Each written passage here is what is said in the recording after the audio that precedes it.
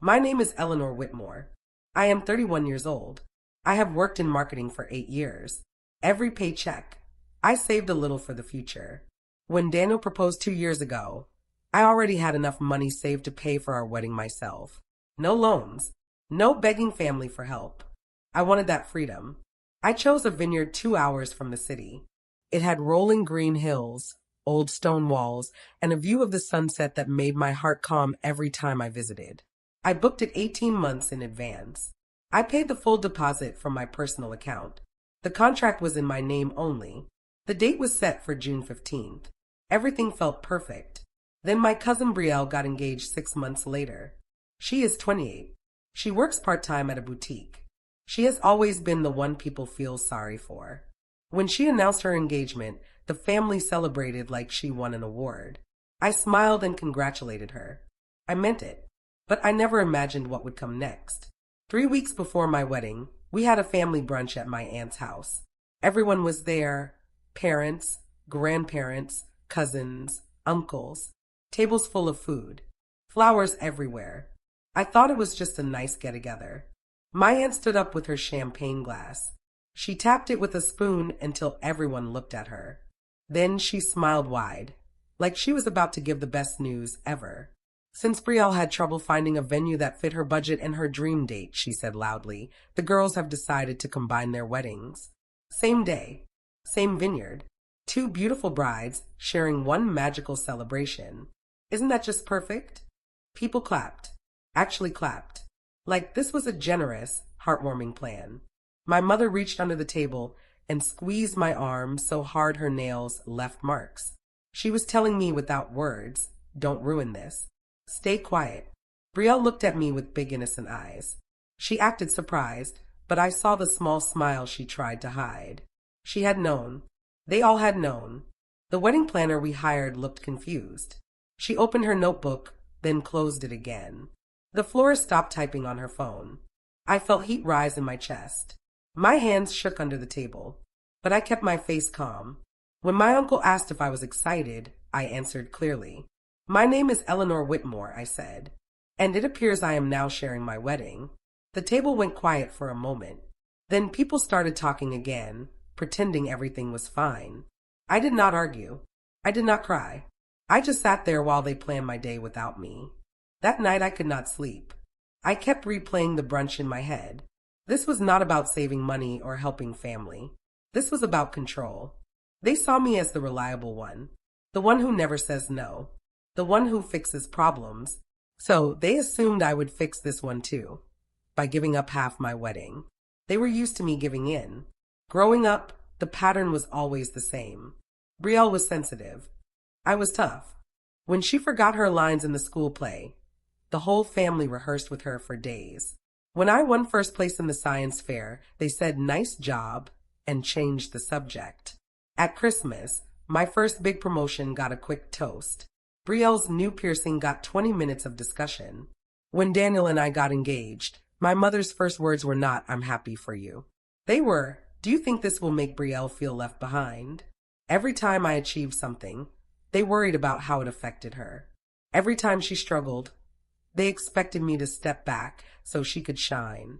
I thought I had accepted it. I thought it was just how our family worked. But standing in that brunch room, watching them applaud the idea of splitting my wedding, I realized something important. I was tired of being the background character in my own life. The next morning, I opened the family group chat. It was full of messages I had never seen before. Love the idea of dual arches. Should we split the dance floor in half? Brielle wants pink and white. Eleanor can have ivory and gold. Who's paying for the extra chairs? No one had asked me a single question. I closed the app. Then I started making phone calls. First call was to the vineyard coordinator. I kept my voice even. Good morning. This is Eleanor Whitmore. I'd like to confirm who has made recent changes to my booking. She hesitated. Your mother called last week. She requested a new layout to accommodate 2 ceremonies. Did I authorize that? No, ma'am. Thank you. Please send me copies of all emails, call notes, and change requests. She emailed them within the hour. I printed every page. The contract was clear. Modifications required written consent from the primary booker. That was me. No one else had signature rights. The money trail showed transfers only from my account. Legally, they had zero power. Daniel sat beside me while I organized the papers into a folder. Are you going to confront them? He asked. No, I said. Confrontations give them a chance to argue. I'm going to take action instead. Later that day, my mother posted on Facebook. So thrilled to announce the Whitmore-Dalton double wedding. Two beautiful couples, one unforgettable day. Family is everything, Red Heart. The comments poured in. Eleanor, you're such an angel for sharing. Brielle looks so happy. This is what love looks like. I stared at the words until they blurred. Sharing, angel, love. I did not comment. I did not like the post. I did not defend myself. Instead, I called the planner privately. From now on, no changes, no information, no conversations without my direct written approval. Set up a password on the account. Understood, she said. That evening, my father texted. We're proud of how generous you're being, Liv. Generous. The word tasted bitter. Brielle messaged me separately. Can we talk? Just us. We met at a quiet cafe. She arrived wearing soft makeup and a sad expression. I didn't plan this, she said, looking down at her latte.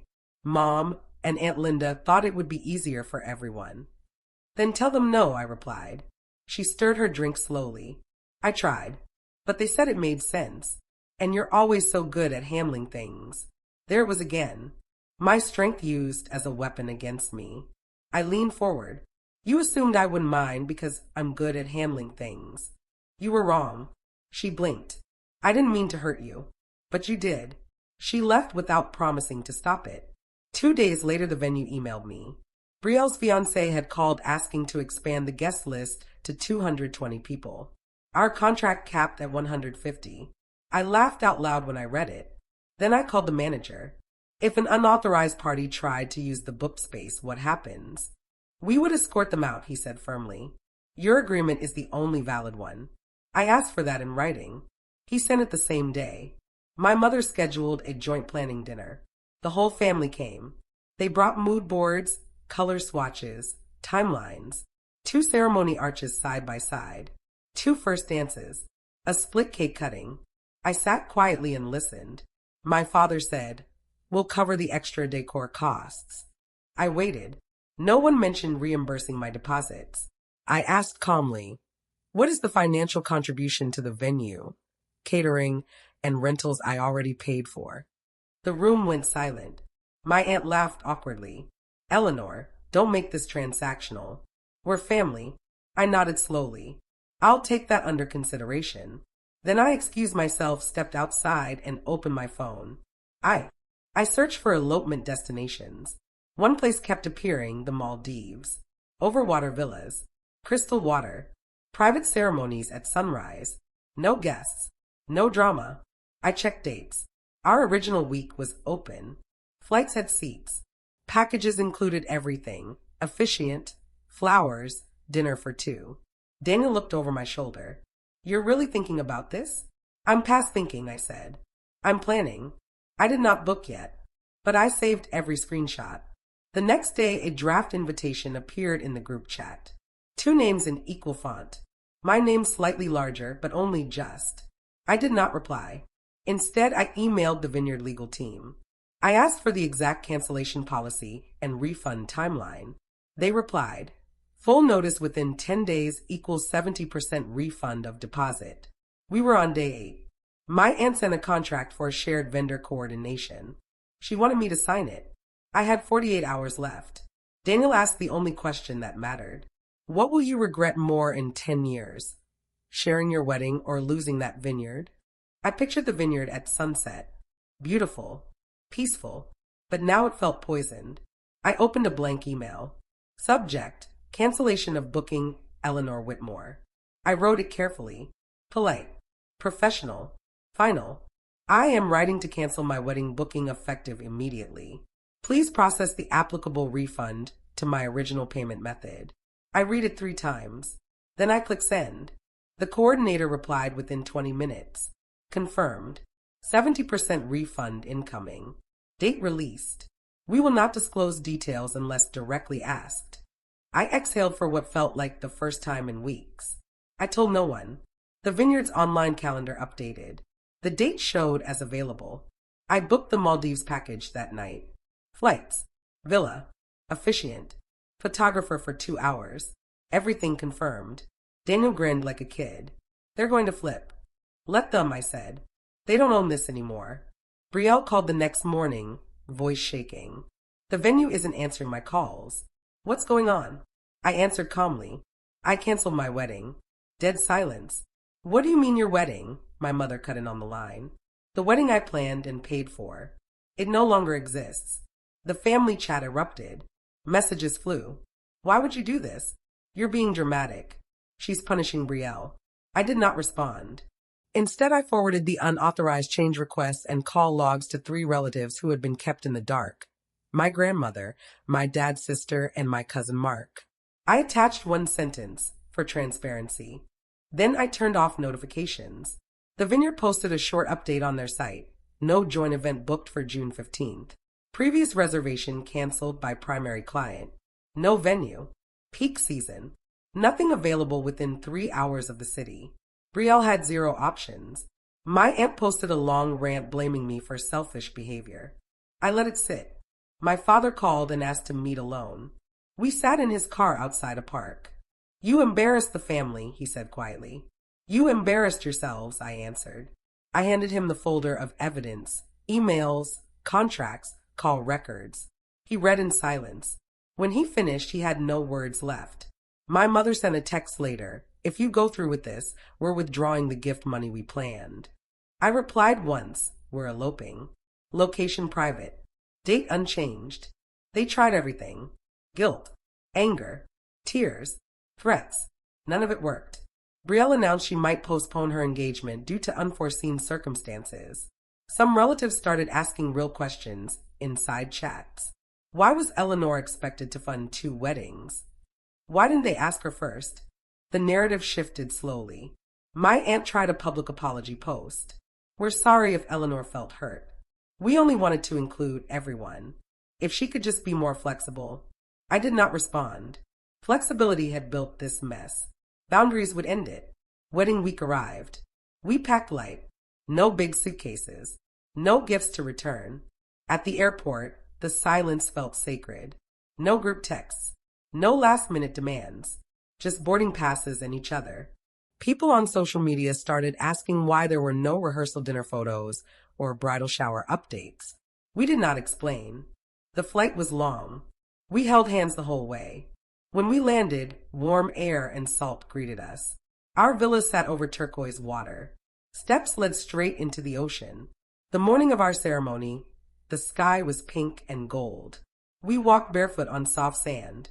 The officiant waited under a simple arch of white flowers. We said vows we wrote ourselves.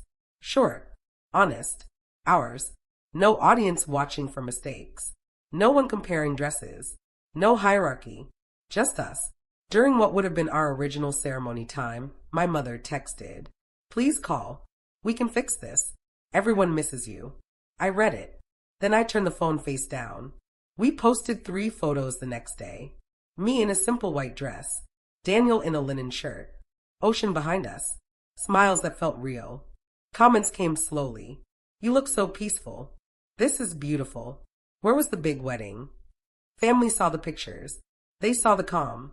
The joy without chaos. They finally understood. I never needed their stage. Brielle quietly deleted the joint announcement post. The family group chat went silent for weeks.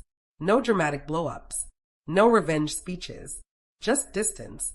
1 month later, my father sent a single message. We were wrong. 3 words. Simple. Late. But real. I read it. I did not reply right away. I did not need to gloat. I did not need apologies on display. I just kept living. They tried to divide my wedding day. Instead, I divided my life from the people who thought they could take it. Now I wake up to ocean sound some days, other days to city traffic. Either way, the choices are mine. That is the revenge that matters most. Quiet, complete, permanent, peace.